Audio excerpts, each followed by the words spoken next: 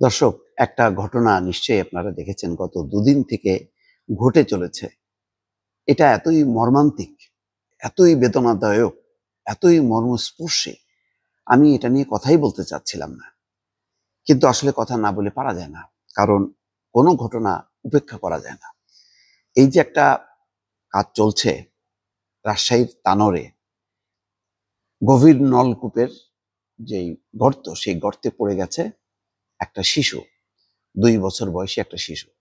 তাকে উদ্ধারের জন্য আপ্রাণ চেষ্টা করা হচ্ছে। আজকে সকালবেলায় ঘুম থেকে উঠে দেখলাম যে চ্যানেল 24-এ লাইভ দেখাচ্ছে। মানে এটা আসলে অবিশ্বাস্য। চারিদিকে মানুষ, সেখানে হ্যাকসো দিয়ে মানে গর্ত করা হচ্ছে, মাটি তোলা হচ্ছে। এটা আসলে মর্মান্তিক দর্শক। এই যে দেখেন, এই যে প্রথম আলোতেও একটা স্টিল ছবি দেওয়া হয়েছে। এগুলি চিন্তা করা যায় না আসলে। মানে আমাদের মানুষের বাংলাদেশে কোনো নিরাপত্তা বলতে কিছু নেই। আপনি রাস্তাঘাটে, মাঠে, ময়দানে যেখানেই যাবেন একটা মৃত্যুকূপ। কি বর্ষাকালে, শীতকালে কোথাও রেহাই নেই। বর্ষাকালে দেখেন না, যদি কোনো ক্রমে কেউ ম্যানহোলের মধ্যে পড়ে যায় বা নর্দমায় পড়ে যায়, তারপরে ভেসে চলে যায়, তারপরে আর পাওয়া যায় না। চট্টগ্রামে এরকম একাধিক ঘটনা ঘটেছে, আরো বিভিন্ন জায়গায় ঘটেছে। আপনি ম্যানহোলের ঢাকনা চুরি করে নিয়ে যায়, সেটা ওইভাবেই পড়ে থাকে।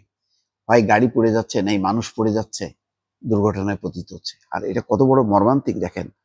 রাজশাহীর তানোরে 30 থেকে 35 ফুট গভীর গর্তে পড়ে যাওয়া শিশুটিকে উদ্ধার কাজ অব্যাহত আছে।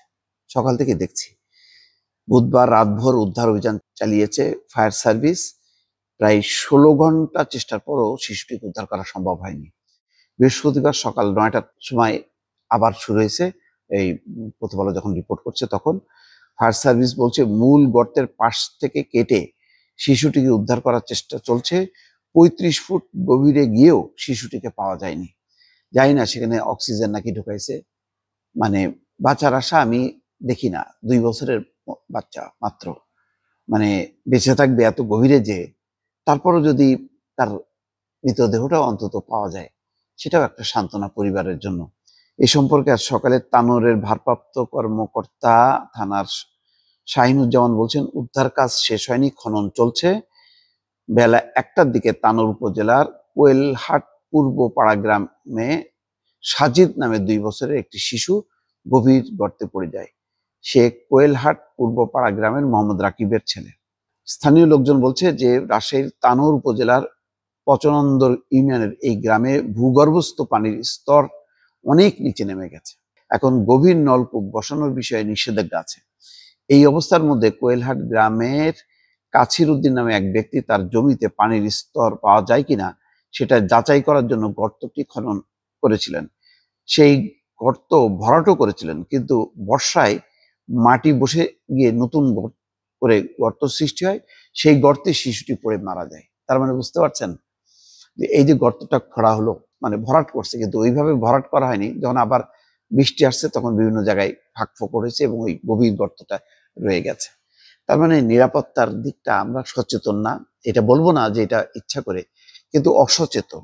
এটা যে কি হইতে পারে, মানে যখন বর্ষা হবে তখন যে বিভিন্ন জায়গায় ফোকরগুলি হবে, সেক্ষেত্রে যে মানে গভীর, আবার সেই গর্তটা করা হয়েছে, সে তার সাথে যে একটা সংযোগ থাকবে, এবং সেখানে কেউ, শিশু কেন, যে কোনো মানুষও পড়ে যে আজকে এই দুর্ঘটনা ঘটতে পারত।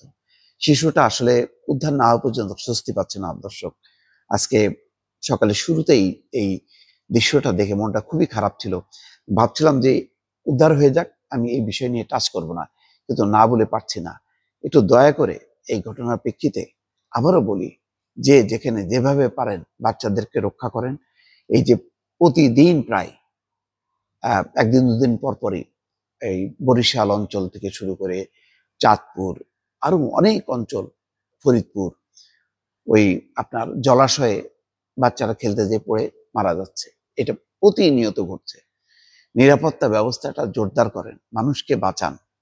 এটা থাকলো আজকে অনুরোধ দর্শক।